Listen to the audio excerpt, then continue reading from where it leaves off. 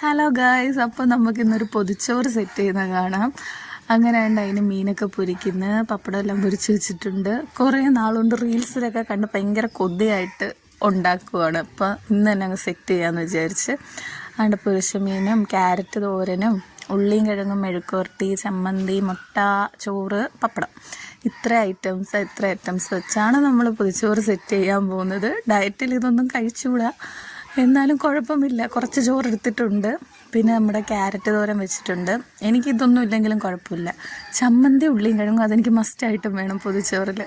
അങ്ങനെ നമ്മൾ തോരൻ വെച്ച് പിന്നെ ചമ്മന്തി ഉരുട്ടിയാണ്ട് വെച്ചിട്ടുണ്ട്. പിന്നെ ഉള്ളിയും കിഴങ്ങും മെഴുക്ക് പുരട്ടി, അത് കുറച്ച് തോനെ വയ്ക്കും കേട്ടോ. അതിച്ച് തോനെ വേണം. ആ ചമ്മന്തി ആ മെഴുക്ക് പുരട്ടിയുടെ തന്നെ നല്ല ടേസ്റ്റാണ്.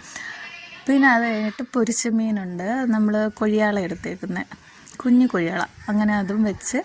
പിന്നെ അത് കഴിഞ്ഞിട്ട് ഒരു മുട്ട പൊരിച്ചത്, ഇത്രയാണ് വെച്ചേക്കുന്നത്. പിന്നെ പപ്പടം ഉണ്ട്. പൊതിച്ചോറി നമുക്ക് തണുത്ത പപ്പടം മസ്റ്റാണ് എനിക്ക്. അങ്ങനെ ഒരു പപ്പടവും വെച്ച് എല്ലാം കൂടെ വെച്ച് നമ്മൾ പൊതിഞ്ഞ് സെറ്റാക്കി എടുക്കുന്നുണ്ട്. ഇതൊരു 11 മണിക്കൊക്കെയാണ് നമ്മൾ കെട്ടി വെച്ചത്. പിന്നെ 1:15 ആയപ്പോഴാണ് തുറന്ന് കഴിച്ചത്. 5 പൊതിയുണ്ട് കേട്ടോ. ഒരു കുഞ്ഞു പൊതി എൻ്റെ കൊച്ചിനുള്ളതാണ്, കുഞ്ഞു അവയ്ക്കുള്ളതാണ്.